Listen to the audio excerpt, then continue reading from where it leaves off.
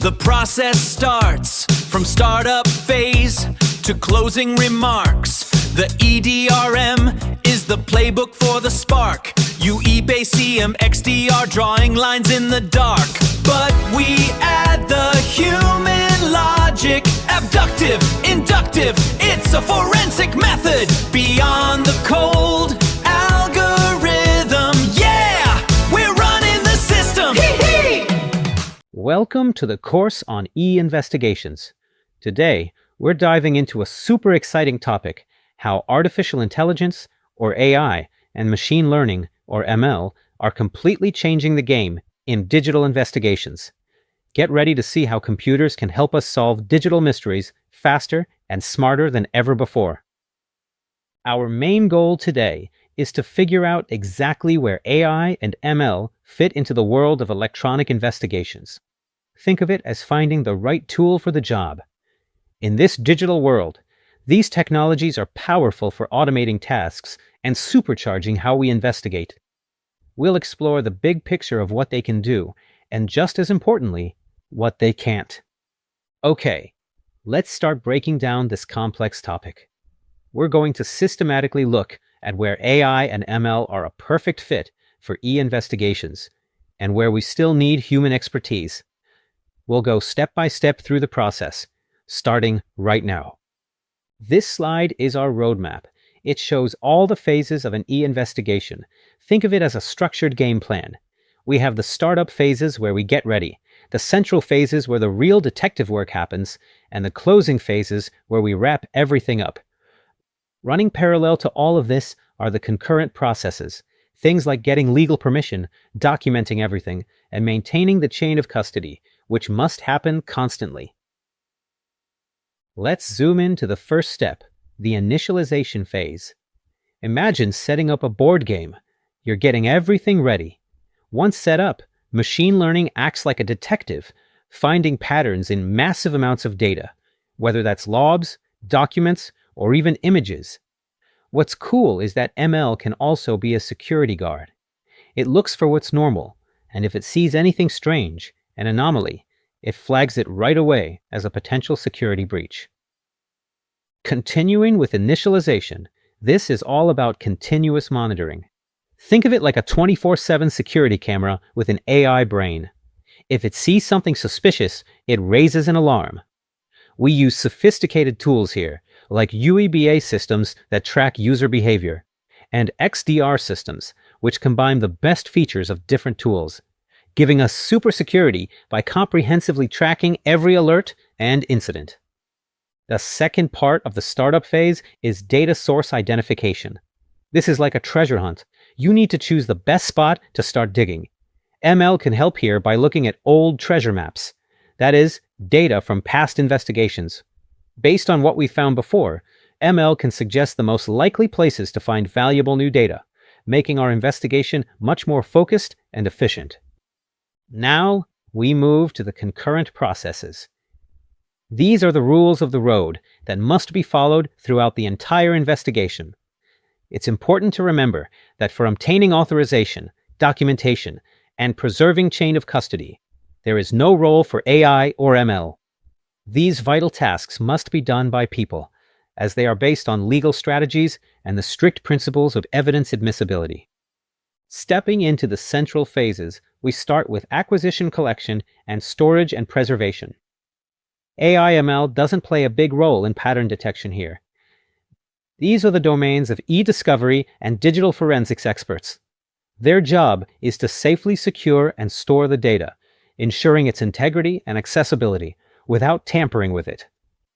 Here is where AI/ML shines in the central phases. We're now in the analysis and interpretation stage. Think of ourselves as detectives solving a giant puzzle. ML helps us do this super fast. It can classify documents by keywords, like sorting puzzle pieces by color. Even better, it uses file metadata, details like when a file was created, to establish relationships between documents and the people involved. When dealing with machine learning, the lines between analysis, sorting the data, and interpretation, understanding what it means, often blur. It's a two-in-one process. The major focus of ML is to automatically learn complex patterns and make intelligent decisions based on the data. It does this using two types of thinking: inductive inference, which is learning from examples, and deductive inference, which is applying general rules. Behavioral profiling is fascinating because it uses three types of logical thinking.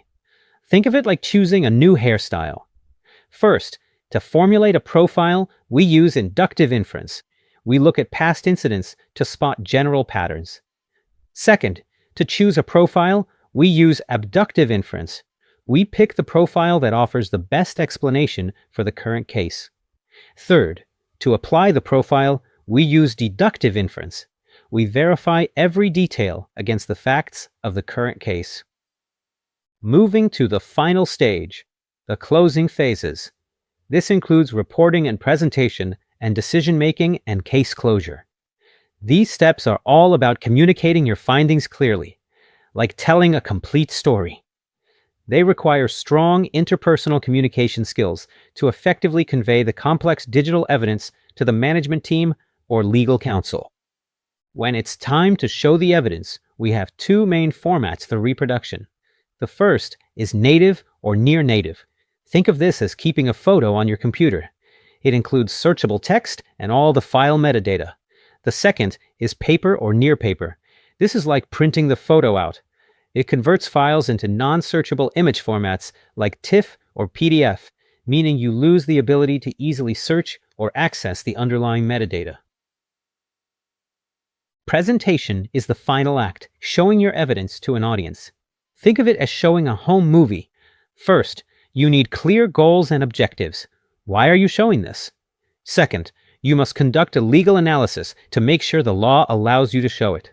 Third, you absolutely must focus on testing and delivery. Make sure your files and presentation tools work perfectly before the big day.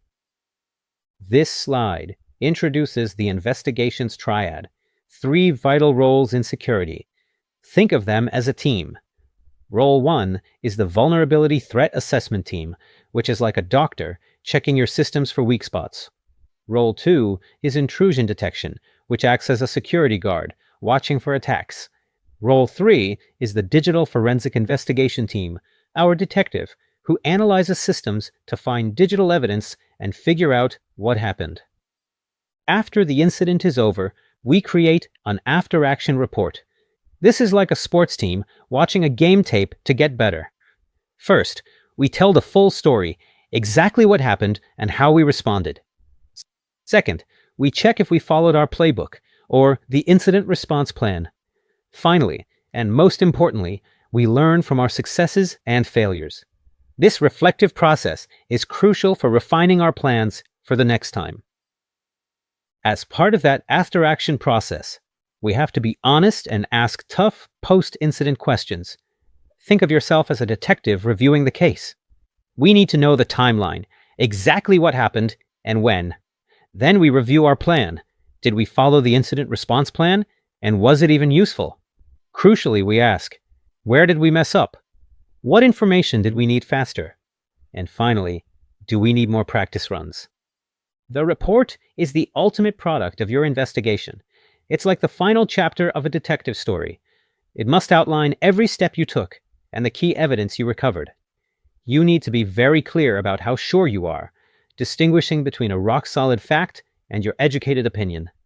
If you do provide an opinion, you must always state the facts that support it. A great investigation report is a detailed case file that answers the basic questions: who, what, when, where, and how. But here's the key rule in computing investigations. Your steps must be repeatable. Anyone should be able to follow your process and get the exact same result every time. You must also explain the computer and network processes if those details are relevant to understanding your evidence. What's the complete story we need to tell in the final report? It starts with the call for help, the initial request. We include notes from team huddles with the case investigator. We record what we found at the scene, and we explain our game plan, how we decided which steps to take. The end includes our final discoveries and conclusions. And don't forget the lessons learned and suggestions for continuous improvement. Continuing the list of what to summarize, the report must capture all the digital clues. This includes listing relevant files and programs, any internet-related evidence, like website traffic or emails, and even reviewing file names for suspicious patterns. You need to show the connections between files and the applications that created them, and summarize any timeline and relationship analysis to show how everything connects over time. Now, let's talk about the details we must include. We must detail any irregularities encountered and any changes made to the system by law enforcement or the examiner. We include the specifics of relevant files and their metadata, even deleted files that support our findings, and the successful keyword searches we ran. Finally, we need to document any techniques used to hide or mask data, such as encryption or hidden files. Your final report needs to be written in a professional style. It's a formal document that must be a very detailed detective story. Your analysis needs to explain not just what you found, but how it got there. Always maintain the distinction between a fact and an opinion, and clearly state the strength of your conclusions. Every assertion you make should be supported by multiple pieces of evidence. Use a high level of detail for the important findings, and use proper terminology.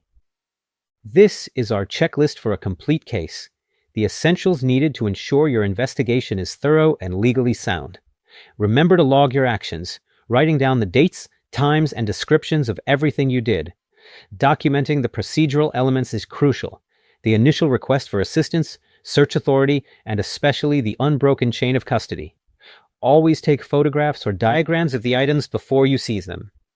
Continuing our checklist, this slide focuses on the technical aspects. You need to list all the tools used for data extraction. Crucially, when you copy data, you must create bitstream copy images with a hash. That's a special code that proves the copy hasn't been tampered with. Then detail the techniques applied for your analysis, whether it was time frame analysis or looking for data hiding. Finally, summarize the outcomes of all your analyses, including who owns the data and why you chose certain pieces as evidence. The final part of our checklist brings back critical procedural elements. Make sure your notes are detailed enough for someone else to completely duplicate your actions. You must document the current location of the original evidence. Also, reflect on the process. Compare your actual timeline to the planned time. Note down lessons learned, dead ends, and suggestions for improvement. And always end with a powerful question: what's missing? Now, let's look at real-world examples that illustrate investigative strategies. We have the special counsel case involving insider fraud, where a single Chinese character in a massive file of WeChat messages was the key to unraveling the embezzlement scheme. The iCourts case shows a phase-by-phase approach dealing with a whistleblower and suspected money laundering. These cases prove that strategy is just as important as technology. These cases demonstrate the power of AI in investigation. The Cozen O'Connor case highlights how AI saves the day when investigators are buried under millions of documents, using tools like near-duplicate detection and email threading to quickly find the relevant files. Most impressively, the Foley-Lardner case shows AI finding key documents that didn't even contain the original search terms, proving its ability to find conceptually similar, highly relevant evidence that a human investigator would likely miss. AI is truly a game changer. And with that, we wrap up our deep dive into EInvestigations and the game-changing roles of AI and ML.